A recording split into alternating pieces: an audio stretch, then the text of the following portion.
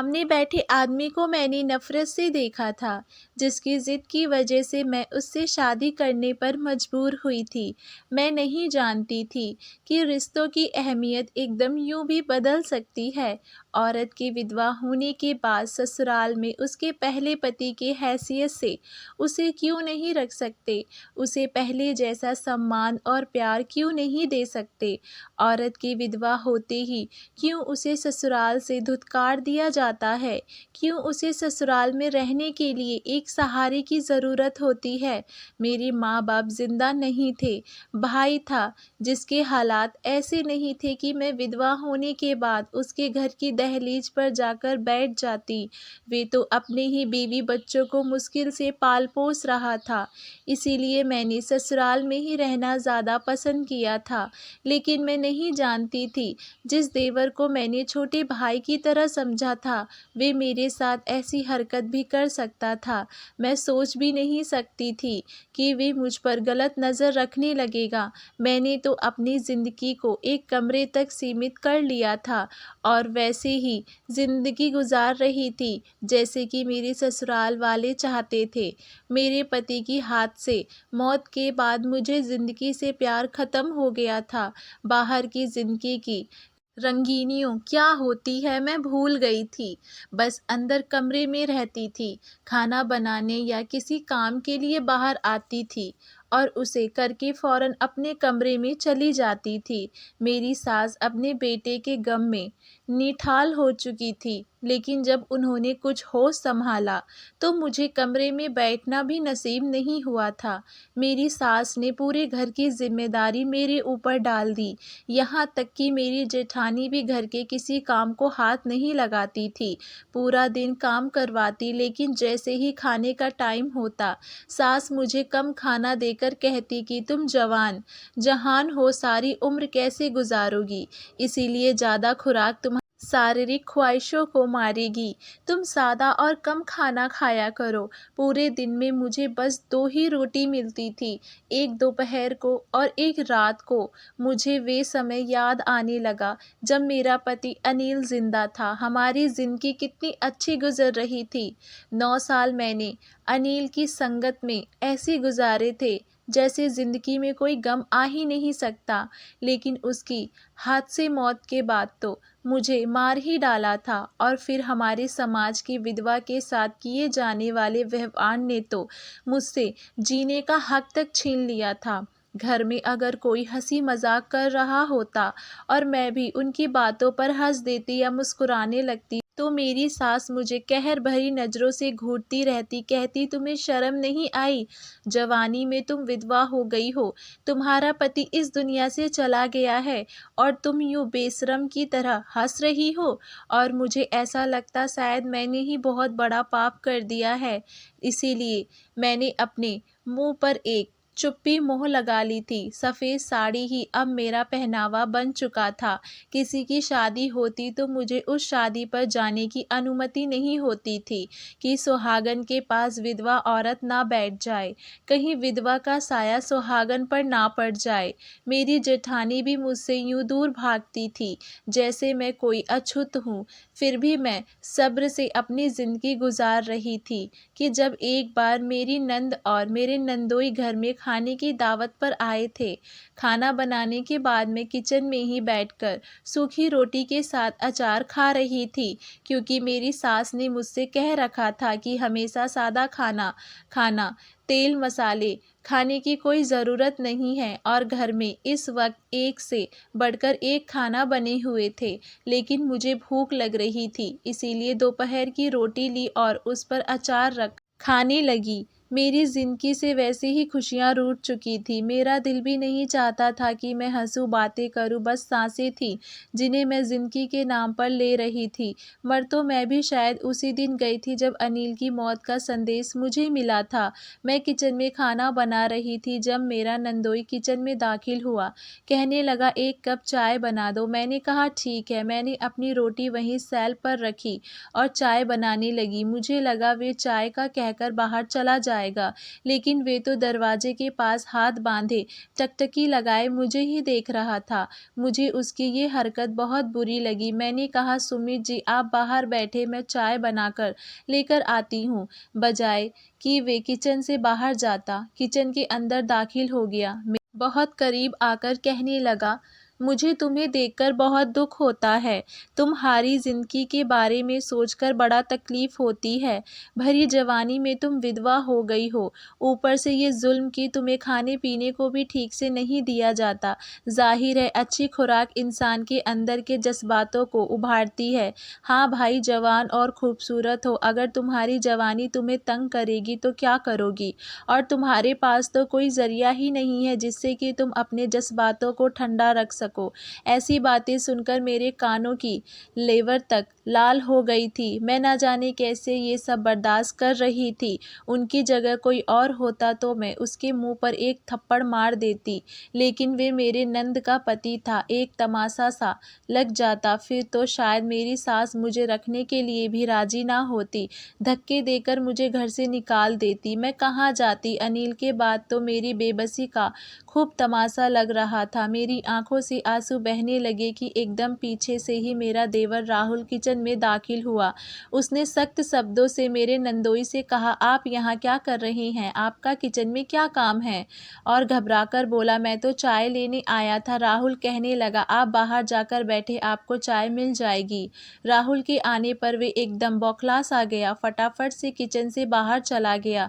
मैं परेशान हो गई थी कि कहीं राहुल मुझे ही गलत ना समझे, क्योंकि अब वे मुझे गुस्से से देख रहा था।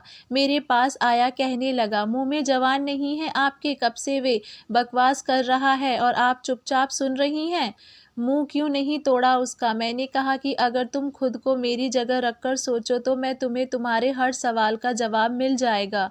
इस घर के अलावा मेरे पास दूसरा कोई साहिबान नहीं है, इसीलिए सहना पड़ता है। ये कहकर मैंने अपने आंसू साफ किए और कप में चाय डालकर उससे कहा कि जाओ बाहर देकर आ जाओ। मैंने अपनी सूखी रोटी उठाई और अपने कमरे में जाने लगी। वे कहने लगा, ये खाती हैं आप भाभी? शायद उसे नहीं पता था कि यही मेरा खाना है। मैंने कहा, हाँ मेरे नसीब में अब यही है, और मैं ये क्यों खाती हूँ इसका जवाब तुम अपनी माँ से पूछ लेना। ये कहकर मैं अपने कमरे में चली गई थी, लेकिन उसके बाद राहुल की नज़रें मुझ पर बदलने लगी थी। मैंने नोट किया था, वे मुझे देखने लगा था और मुझे उसका इस तरह देखना बुरा लगता था, क्योंकि मैं उसे अपना भाई समझती थी। लेकिन पति के मरने के बाद शायद समाज की नज़रें ही बदल जाती हैं। शायद बेसहारा औरत को हर मर्द अपनी जागीर समझता है। एक बार तो हंगामा सा मच गया था।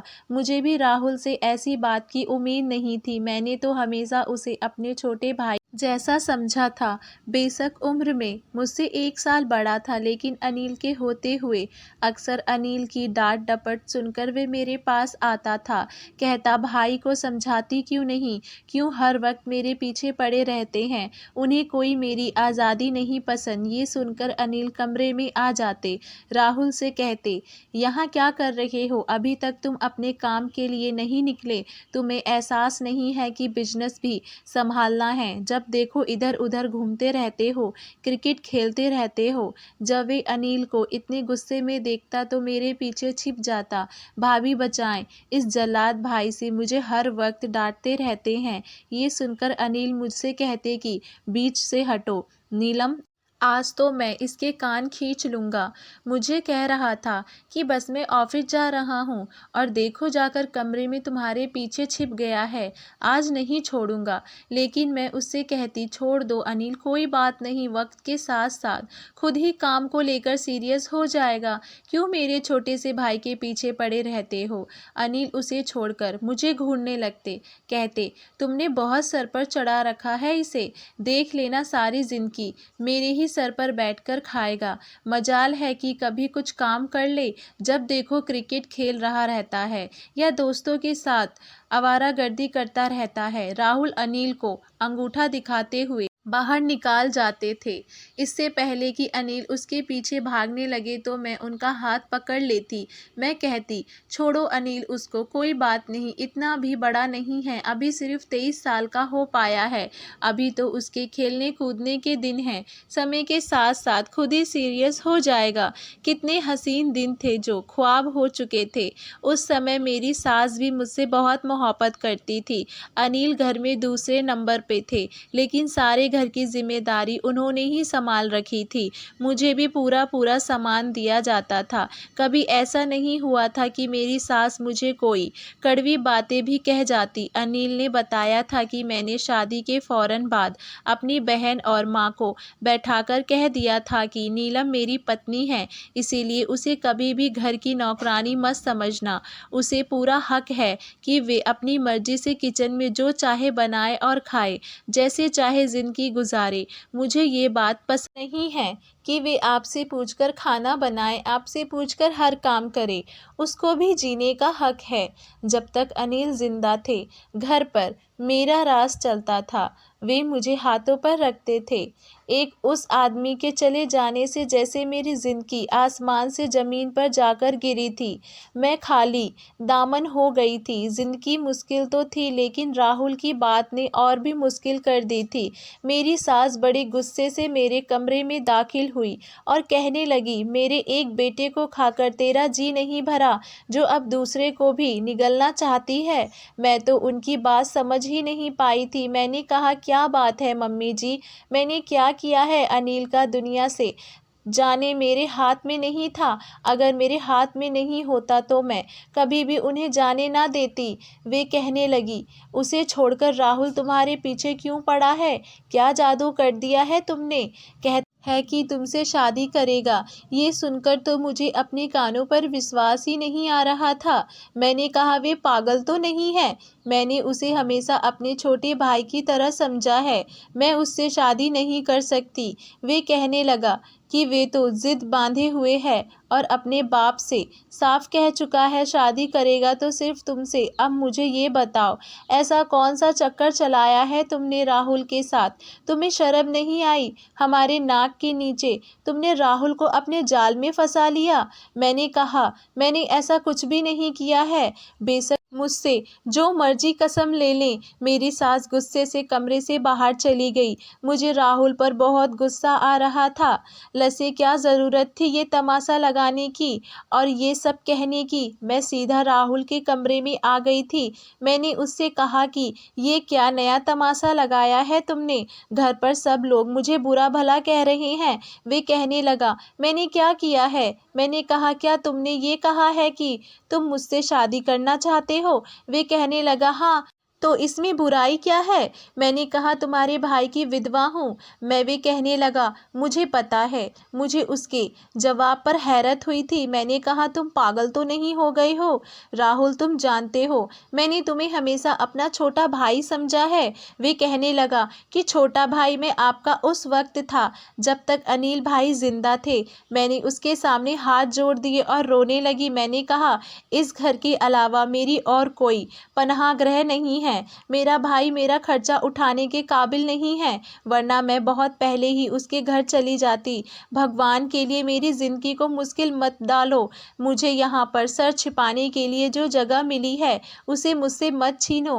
कहने लगा, आपको पनाह ही तो दे रहा हूँ, लेकिन अपने नाम की। मैंने कहा, नहीं चाहिए मुझे तुमसे कुछ भी। तुम्हारे बात पर मम्मी जी को ये लग रहा है जैसे मैंने तुम्हें अपने जाल में फंसाया है। मुझे लगा शायद ये बात सुनकर वे मुझसे शादी करने से इनकार कर देगा, लेकिन वे तो कहने लगा, जिसको जो समझना है समझने दें। पापा मेरे फैसले पर राजी हैं और मुझे किसी से कोई मतलब नहीं है, और आप भी शादी की तैयारियां करें। मैंने कहा, मैं हरगिज़ तुमसे शादी नहीं करूंगी। ये कहकर मैं अपने कमरे में आकर अनिल की तस्वीर पकड़कर रोने लगी, उसे याद करने लगी। वे था तो किसी की हिम्मत नहीं थी कि मुझ पर गलत निगाहें डालता।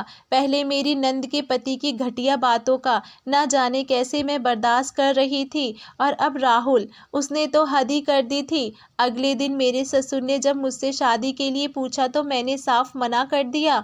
मैंने कहा मैं ये शादी नहीं कर सकती। मैंने हमेशा राहुल को अपने भाई जैसा समझा है। क्या मैं अनिल के नाम पर यहाँ नहीं रह सकती? वे कहने लगे, अगर तुमने शादी से इनकार किया तो मजबूरन मुझे तुम्हें तुम्हारे भाई के घर छोड़ना पड़ेगा। फैसला तुम्हारे हाथ में है। लेकिन नीलम बेटा, मेरी भी ये इच्छा है कि तुम मेरे घर में ही रहो। मेरी सास कहने लगी, क्यों उसके पीछे पड़े हो? जब वे इनकार कर रही है तो क्यों आप उसके साथ जबरदस्ती कर रहे हैं? वे कहने लगे, ये बच्ची है, अभी इतनी समझ नहीं है कि आगे कितनी मुश्किल इसके इंतज़ार में खड़ी है। लेकिन मुझे राहुल का फैसला बिल्कुल ठीक लगा है। जाहिर है कल को उसकी भी शादी होगी। क्या उसकी पत्नी नीलम की ज़िंदगी तंग नहीं कर देगी? वे किसी भी तौर नीलम को बर्दाश्त नहीं करेगी। और बड़ी बहू का व्यवहार तुम अपनी आंखों से देख ही लो। वे तो इसे अपने पास भी नहीं बैठने देती। हम लोग आज जिंदा हैं, कल को नहीं रहेंगे, तो फिर इसका क्या होगा? ये किसी ने सोचा है? ये हमारे अनिल की निशानी है। हम इसे बेघर नहीं कर सकते। इसीलिए राहुल का फैसला बिल्कुल ठीक है। फिर मुझसे कहने लगे कि मैं चाहूँगा कि तुम इस फैसले का सम्मान करो। ये तुम्हारी ज़िंदगी के लिए बहुत अच्छा फैसला होगा। तुम्हें एक सुरक्षा और एक पनाह चाहिए जो राहुल की सूरत में ही तुम्हें मिल सकती है। राहुल से शादी करना मेरी मजबूरी थी। मुझे वाकई एक पनाह की ज़रूरत थी। और ये बात भी ठीक थी कि राहुल की पत्नी आती तो मुझे कभी भी बर्दाश्त नहीं करती। लेकिन ये भी सच था कि मैं अनिल की जगह किसी को दे नहीं सकती थी। इसीलिए सोच चुकी थी कि इस घर में रहने के खातिर राहुल से शादी कर लेती हूँ।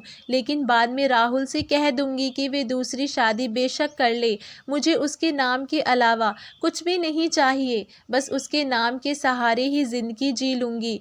फिर मैंने सोचा शायद वे भी मुझसे सिर्फ इसीलिए शादी करना चाहता है, सिर्फ ताकि मुझे सहारा दे सके। मैंने शादी का जोड़ा नहीं पहना था जो राहुल ने एक नौकरानी के हाथों मेरे कमरे में भिजवाया था। मैं एक बार दुल्हन बन चुकी थी। दोबारा बनना मेरी कोई ख्वाहिश नहीं थी। मैंने इसी सफ़ेद साड़ी में राहुल से शादी की थी। हाँ, मेरी सास ने शादी के फेरे लेते समय मेरे सर पर लाल चुनरी डाल दी थी। राहुल के साथ फेरे लेते हुए मुझे वे समय याद आ गया था। मेरी आंखों से आंसू बह रहे थे जब राहुल ने मेरी मांग में सिंदूर भरा था। और उस वक्त मुझे राहुल से नफ़रत महसूस हो रही थी क्योंकि मैं उसे अपने पति की जगह पर नहीं देख सकती थी। जब वे मेरे कमरे में आया और उसने दरवाज़ा बंद किया, मुझे लगा मेरा दिल किसी ने मुट्ठी में लेकर दबोचा हो। जैसे ही वे मेरे पास आकर बैठा, मैं पीछे हट गई। वे कहने लगा, मैंने आपको शादी का जोड़ा भिजवाया था, वे क्यों नहीं पहना आपने? मैंने कहा कि मैं तुम्हें कभी भी अनिल की जगह नहीं दे सकती। हाँ, तुम्हारा एहसान है मुझ पर कि घर में मुझे रहने के लिए तुमने अपना नाम दिया। लेकिन मेरी तरफ से तुम्हें इजाज़त है, जब चाहे दूसरी शादी कर सकते हो। उसने बड़े अपनेपन से मेरा हाथ पकड़ लिया, आंखों में शरारत भरकर कहने लगा, पहले मैं पहली शादी तो निभा लूं, दूसरी के बारे में बाद में सोचूंगा। इससे पहले कि वे मेरे और करीब आता, मैंने अपना हाथ उससे छुड़ाया और बेड से खड़ी हो गई। मैंने कहा, नहीं राहुल, मुझे इस आजमाइश में मत डालो। मैं तुम्हें अनिल की जगह नहीं दे सकती। ये कहकर मैं रोने लगी। मुझे यूं रोता देखकर वे कहने लगा, ठीक है, आप परेशान ना हो, सो जाएं। उसने तकिया उठाया और सोफे पर जाकर लेट गया। मैंने साइड टेबल पर रखी अनिल की तस्वीर उठाई और सीने से लगाई, रोते हुए सो गई थी। सुबह राहुल ने वे तस्वीर मेरे हाथ से लेकर वापस साइड टेबल पर रखी थी। उसकी हरकत पर मेरी आंख खुल गई थी। 4 दिन गुजर गए थे। उसने मुझे दोबारा पति पत्नी वाला रिश्ता बनाने के लिए नहीं कहा था।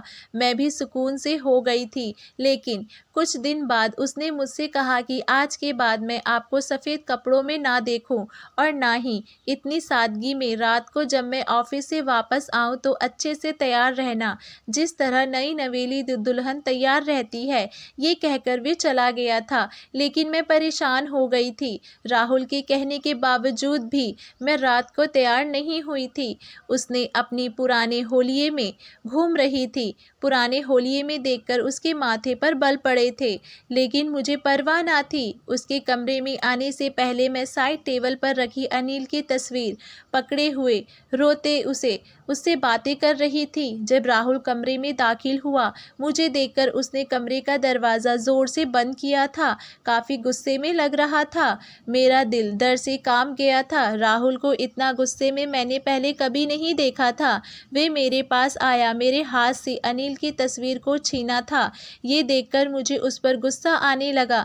मैंने कहा, मुझे अनिल की तस्वीर वापस करो। राहुल वे कहने लगा, क्यों वापस करूं? उसके कहने का तरीका बहुत ही गुस्से वाला था। कहने लगा, बहुत दिन से मैं आपको बर्दाश्त कर रहा हूँ। जब मैं रात को कमरे में आता हूँ, तुम भाई की तस्वीर पकड़े उनसे बातें कर रही होती हो, मेरे सामने उनकी तस्वीर को चूमती हो, सीने से लगाती हो। क्यों मेरे सब्र का इम्तहान ले रहे हो? नीलम, राहुल की बातें सुनकर मुझे अफसोस हुआ था। मैंने कहा, मैं पहले भी तुमसे कह चुकी हूँ कि अनिल की जगह मैं तुम्हें नहीं दे सकती। वे कहने लगा, क्या तुम्हारे ऐसा करने से भाई वापस आ जाएगा? या उन्होंने कहा था तुमसे कि उनके मरने के बाद तुम भी सती हो जाना? ये पुराने ज़माने की रस्में थीं कि पति के मरने के बाद पत्नी भी सती हो जाया करती थी, या फिर उसे उनके हंसने बोलने का अधिकार भी छीन लिया जाता था। लेकिन सब ऐसा नहीं है। पति के मरने के बाद उसे जीने का हक है, वे शादी भी करने का हक रखती है। मैंने तुमसे इसीलिए शादी नहीं की कि तुम मेरे होते हुए मेरे भाई की तस्वीर को सीने से लगाओ। बेशक मुझे अपने भाई से बहुत मोहब्बत है, लेकिन ये भी कभी नहीं चाहूँगा कि मेरी बीवी ऐसी हरकतें करे।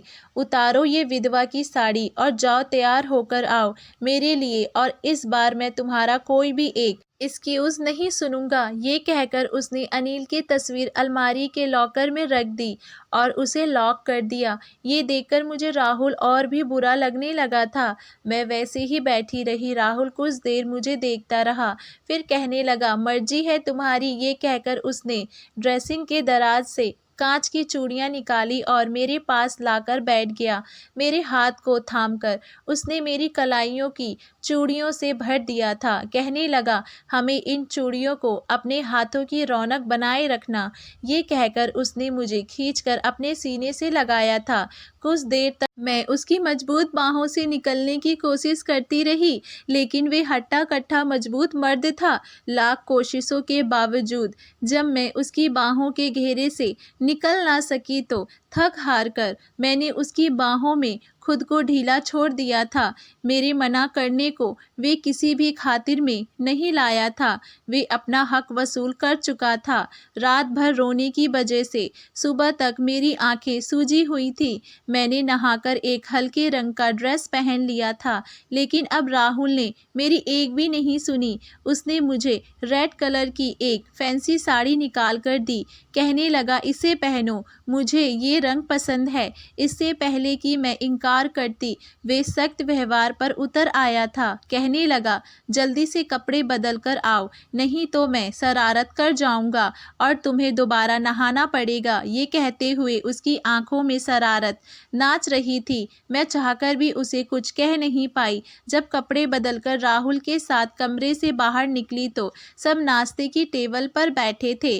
कमरे से बाहर आते हुए मुझे शर्मिंदगी से महसूस हो रही थी। ऐसा लग रहा था जैसे मैंने कोई पाप किया हो। राहुल ने कमरे से बाहर निकलते ही मेरा हाथ थाम लिया था। वे मुझे डाइनिंग टेबल के पास लाया और कुर्सी खींचकर मेरे साथ ही बैठा था। मेरी सास का मूड बहुत ख़राब था। राहुल ने मेरी प्लेट में खुद ही पराठा रखा। कहने लगा, अब तुम्हें सिर्फ एक रोटी खाने की या फिर सूखी रोटी खाने की कोई ज़रूरत नहीं है।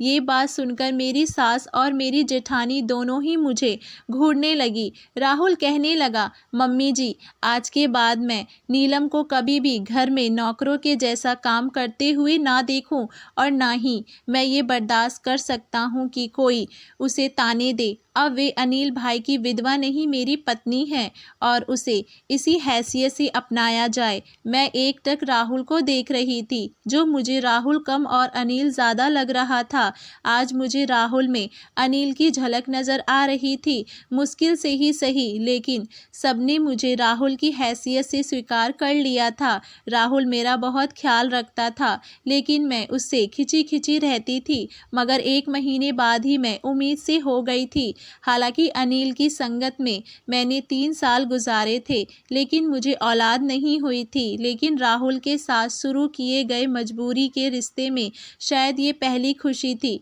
जो मुझे मिली थी। राहुल भी बहुत खुश था और अब मेरी सास भी बहुत खुश हो गई थी। लेकिन राहुल का तो बस नहीं चल रहा था कि क्या कुछ ना करे गुजरे। मुझे पाँव तक ज़मीन पर रखने नहीं देता था। ऑफिस होता है तो कई बार मुझे फ़ोन करके पूछता, तुमने फ्रेश जूस पिया, खाना तो ठीक से खाया या नहीं, कुछ खाने का दिल हो तो मुझे बता देना। मेरे दिल में अब धीरे धीरे राहुल की मोहब्बत घर करने लगी थी। महीने के बाद मैंने एक प्यारे से बेटे को जन्म दिया था। सब बहुत खुश थे। राहुल की मुझसे मोहब्बत दिन ब दिन चाहने लगी थी, उसका ख्याल रखने लगी थी, उससे बातें भी खूब करती थी। वे मेरे साथ बैठता तो मेरा सर अपने कंधे पर रख देता, कहता बस मेरे करीब रहा करो, अपने होने का एहसास दिलाती रहा करो, मुझ पर हक जमाया करो। नीलम, मुझे अच्छा लगता है। मेरी झिझक काफ़ी हद तक दूर हो गई थी। राहुल की मोहब्बत ने मुझे नई जिंदगी दी थी, लेकिन उसके बाद जो कयामत मुझ पर टूटी, मेरे होशो हवास उड़ गए थे। 2 साल हो गए थे हमारी शादी को। मेरा बेटा 1 साल का हो गया था। इन 2 सालों में राहुल ने मुझ पर अपनी सारी मोहब्बत निछावर कर डाली थी। मेरा बेटा 1 साल का हुआ तो उसकी सालगिरह राहुल ने घर के बड़े से आंगन में ही अरेंज करवाई थी। इस समय मेहमान मौजूद थे। हम केक काटने ही वाले थे कि जब बाहर की डोरबेल बजी थी। दरवाज़ा मेरी नंद ने खोला था और सामने आने वाले को देखकर उसकी चीख निकल गई थी। हम सबकी नज़रें नंद की तरफ उठी थी। जब वे आदमी अंदर दाखिल हुआ, उसे देखकर मैं अपना गला सांस लेना भूल गई थी। वे तो अनिल था, मेरा पहला पति। वे जिंदा था, ये कैसे मुमकिन था? अनिल को बेताब नजरें मुझे ही तलाश कर रही थी और मैं यूं थी कि पत्थर की हो चुकी थी। सभी अनिल को जिंदा देखकर उसके पास भागे थे, उसे गले मिलने लगे। कुछ साल पहले अनिल दुबई के लिए प्लेन में बैठे थे, लेकिन वे प्लेन क्रैश हो गया था। सुनने में यही आया था। सब मुसाफिर मर चुके हैं, लेकिन इस वक्त वे जिंदा हमें सबके सामने खड़े थे। कहने लगे, प्लेन अभी आसमान की ऊंचाइयों तक नहीं पहुंचा था, बस जमीन से कुछ ऊपर था। जब प्लेन के टायर को आग लग गई थी, बहुत से मुसाफिर हंगामा रास्तों से बाहर निकलने लगे। मैं भी प्लेन से नीचे कूद गया था। प्लेन उस समय समंदर के ऊपर था। जैसे ही मैं पानी में गिरा, जहाज के धमाके की वजह मैंने सुनी थी, लेकिन उसके बाद मुझे किसी चीज़ का होश न था। मुझे होश कुछ दिन बाद आया। फिर पता चला कि मैं पिछले 2.5 साल से कोमा में था। ना जाने मुझे किसने बचाया और हॉस्पिटल में पहुंचा दिया। मेरा तो विश्वास पक्का हो चुका था कि मरने वाले से बचाने वाला बहुत बड़ा होता है। मेरी सांस अनिल के साथ लगी रोए जा रही थी। अंधविश्वास से अनिल के चेहरे पर हाथ फेर रही थी, जैसे उन्हें अब भी विश्वास न आ रहा हो। सब अनिल के पास थे, बस मैं ही दूर खड़ी थी। समझ नहीं पा रही थी ये सब क्या हो गया है। अनिल के वापस आने पर रोऊं या खुश होऊं। अनिल की जब मुझ पर नज़र पड़ी तो अपना हाथ मेरी तरफ बढ़ाकर मुझे अपने पास बुलाने लगे। नीलम, तुम दूर क्यों खड़ी हो? देखो, तुम्हारी दुआओं ने मुझे तुम्हारे पास जिंदा भेज दिया है। इधर आओ मेरे पास। एक बाजू से उन्होंने मेरी सांस को अपने साथ लगा रखा था, दूसरे हाथ को फैलाए हुए मेरे इंतज़ार में खड़े थे। मुझे लगा मेरे कदमों ने अनदेखी जंजीरें पड़ चुकी हैं। कैसे जाती मैं उनके पास? इस वक्त मैं राहुल की पत्नी थी। अनिल खुद ही मेरे पास आ गए। मेरी आंखों से टप टप आंसू बह रहे थे। अनिल ने मुझे अपने आप से लगा लिया तो मुझे करंट सा लगा था। मेरी नज़रें अनिल के पीछे खड़े राहुल पर जा टिकी थी, जो मुझे ही देख रहा था। अनिल कहने लगे, होश में आते ही मुझे मम्मी पापा के बाद तुम्हारा ही ख्याल आया था कि तुम तो इन 2 ढाई साल में रो रो कर पागल हो चुकी होंगी। राहुल मुझे ही देख रहा था। दोनों हाथों की मुट्ठियाँ उसने बीच रखी थी। वे जिस तकलीफ़ से गुज़र रहा था, मैं उसकी तकलीफ़ को समझ सकती थी कि ऐसा क्यों था। मैं अनिल से पीछे हट गई। फिर अनिल ने मेरे बहते आंसू साफ़ किए। उसकी नज़रें मेरे साथ खड़े मेरे बेटे पर पड़ी। वे पूछने लगे, ये कौन है? सोनू मुझे मम्मी मम्मी कह रहा था। ये सुनकर अनिल के चेहरे पर खुशी की लहर दौड़ी थी। उसने जल्दी से सोनू को गोद में उठा लिया। कहने लगा, नीलम ये हमारा बच्चा है। वे बेताबी से मेरे बेटे को चूमे जा रहे थे। सब चुप थे। शायद किसी में भी ये बताने की हिम्मत नहीं थी कि इन 2 ढाई सालों में क्या कुछ हो चुका था। सब मेहमान धीरे धीरे जा चुके थे। बस घर के लोग ही रह गए थे। अनिल की नज़रें अब भी मुझ पर थीं। वे चाहते थे कि मैं कमरे में जाऊं और वे भी कमरे में मेरे पास आ सकें, लेकिन मैं अजीब से दोराहे पर आकर खड़ी हो गई थी। एक तरफ अनिल था और दूसरी तरफ राहुल, और मैं। फिर मेरा बच्चा राहुल भी वही लॉन्च में ही खड़ा था। वे भी मुझे ही देखे जा रहा था। जब अनिल ने सबसे कहा कि वे अब थक चुका है, आराम करना चाहता है, ये कहकर वे मेरे पास आ गए। कहने लगे, नीलम तुम क्यों खामोश खड़ी हो? क्या बात है? अब मैं उसे क्या बताती। कहने लगा, अच्छा तुम्हें अभी तक विश्वास नहीं हो रहा कि मैं जिंदा लौट आया हूँ? वे मुस्कुराने लगे। जैसे ही उन्होंने मेरा हाथ थामा, राहुल हमारे पास आ गया था। कहने लगा, भाई नीलम अब आपकी कुछ नहीं लगती। उसने अनिल के हाथ से मेरा हाथ छुड़वाया था। मैं तो पहले से ही बेजान थी। अनिल हैरत से राहुल को देखने लगा। कहने लगा, मैं समझा नहीं, क्या कहना चाहते हो तुम राहुल? कहने लगा, हमें यही पता था कि आप भी मुसाफिरों के साथ मर चुके हैं, इसीलिए मुझे नीलम से शादी करनी पड़ी। ये सुनकर तो अनिल की रंगत फीकी पड़ी थी। राहुल कहने लगा, सोनू आपका नहीं मेरा बेटा है। ये सुनकर अनिल हैरत से कभी मुझे तो कभी राहुल को देखने लगे। मेरी सास भी राहुल के पास आ गई। मेरे ससुर भी उससे समझाने लगे कि किन हालातों में ये शादी करनी पड़ी थी। अनिल फटी फटी आंखों से सब कुछ देख रहे थे। फिर अपना सर पकड़कर सोफे पर बैठ गए। कुछ देर अपने माथे को दबाते रहे। फिर ना मैं हिलाने लगे। कहने लगे, नहीं ये कैसे हो सकता है? ये नहीं हो सकता। नीलम मेरी पत्नी है। राहुल, कैसे नीलम मेरी पत्नी? उफ। फिर वे अपने कमरे में चले गए। मेरी सास और ससुर भी अपने अपने कमरों में चले गए। बस मैं लॉन्च में खड़ी थी। राहुल मेरे पास आया। कहने लगा, नीलम चलो कमरे में। मैं खाली खाली आंखों से उसे देख रही थी। वे मेरा हाथ थामकर मुझे कमरे में ले गया। मैं बेजान सी बढ़ गई थी। उस वक्त राहुल की पसंदीदा साड़ी में तैयार थी। उसने आज मेरी बहुत तारीफ भी की थी और उसकी तारीफ पर मैं भी बहुत खुश थी। लेकिन अब मेरी जिंदगी सवार लिया नसीला बनकर रह गई थी, जिसमें कसूर किसी का भी नहीं था। राहुल मेरे सामने बैठ गया। उसने मेरा हाथ पकड़ लिया। मैंने छुड़ा लिया। ये देखकर राहुल के चेहरे पर परेशानी के हाव भाव बिखरे थे। कहने लगा, नीलम मैं बहुत मोहब्बत करने लगा हूँ तुमसे। उसके कहने का अंदाज भीगा हुआ था।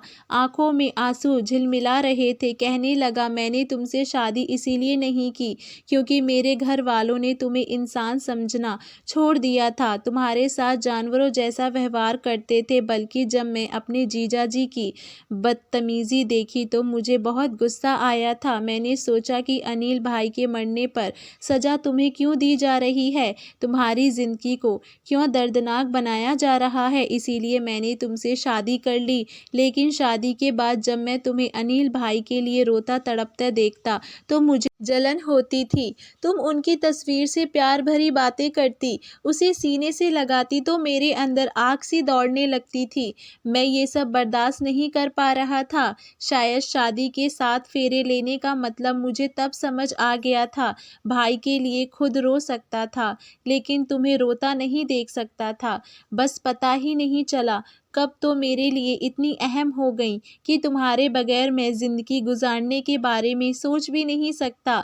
उसने फिर से मेरा हाथ थाम लिया। उसकी आंखों से आंसू बह रहे थे। कहने लगा, कोई भी फैसला करने से पहले ये सोच लेना, मैं मर जाऊंगा तुम्हारे बगैर। तुम्हारा एक बच्चा है, प्लीज़ मेरे और सोनू के बारे में सोच लेना। मैं किसी पत्थर की तरह बेजान बैठी थी। उसने मेरे हाथ छोड़ दिया और तकिया उठाकर सोफे पर जाकर लेट गया। सुबह मैं जब कमरे से बाहर आई तो अनिल सामने सोफे पर सर पकड़े बैठे थे। सुबह सुबह का समय था, कोई भी नहीं जागा था।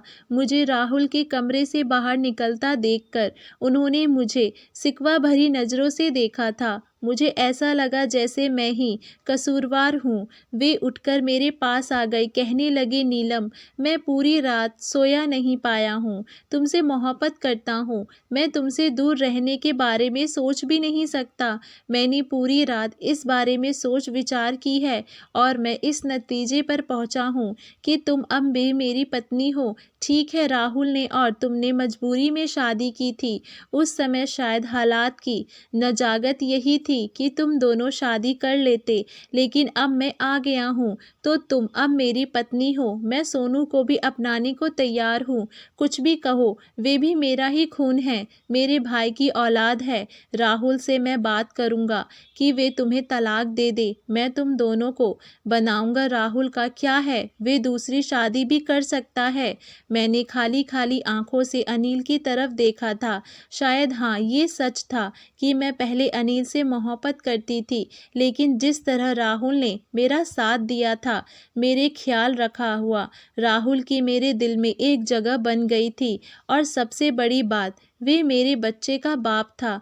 कैसे मैं एक बच्चे को उसके सगे बाप से अलग कर देती? मैं ये नहीं कर सकती थी। मैंने अनिल के हाथ से अपने हाथ छुड़ा लिया। मैंने कहा, अनिल ठीक है, मैं पहले तुम्हारी पत्नी थी, लेकिन अब तुम्हें मानना पड़ेगा कि मैं अब राहुल की पत्नी हूँ। लेकिन अनिल कहने लगे, नीलम, मैं पूरी रात सो नहीं पाया हूँ। पूरी रात मेरी अंगारों पर कटी है, ये सोचकर कि तुम राहुल की बाहों में सो रही हो। मैं कैसे तुम्हारे बगैर रहूँगा? लेकिन पूरी रात मैं भी सो नहीं पाई थी। मैंने एक फ़ैसला कर लिया था और सब घर वालों के सामने मैंने वे फ़ैसला सुना दिया था। मेरा फ़ैसला सुनकर राहुल के चेहरे पर मुस्कुराहट और सुकून सा फैल गया था, जबकि अनिल के चेहरे पर एक खामोशी और उदासी फैल गई थी। मैंने अपना फ़ैसला सुना दिया कि मैं राहुल के साथ रहना चाहती हूँ और अनिल से मैंने हाथ जोड़कर विनती की थी कि अनिल प्लीज़ मुझे भूल जाओ और मुझे तलाक दे दो।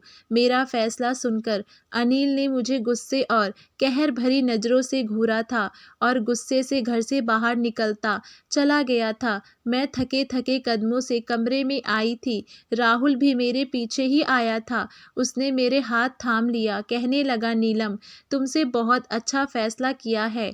अनिल भाई के दुख को मैं समझ सकता हूँ, लेकिन नीलम, तुम्हारा फ़ैसला हमारे बच्चे के फ्यूचर के लिए बहुत अच्छा फ़ैसला साबित होगा। अनिल का सोचकर मेरी आंखों में आंसू भर आए थे। मैंने राहुल के कंधे पर सर टिका दिया और भी समझ नहीं आ रहा था कि मैंने जो फ़ैसला किया है वे गलत है या सही। दोस्तों, आप लोग ही मुझे बताइए कि मेरा फ़ैसला सही है या गलत। मुझे किसके साथ रहना चाहिए, हमें कमेंट बॉक्स में ज़रूर बताइएगा और हमारे चैनल वानी वॉइस को लाइक, शेयर, सब्सक्राइब करना ना भूलें। अगर आप हमारे चैनल पर नए हैं तो हमारे चैनल को सब्सक्राइब ज़रूर करें।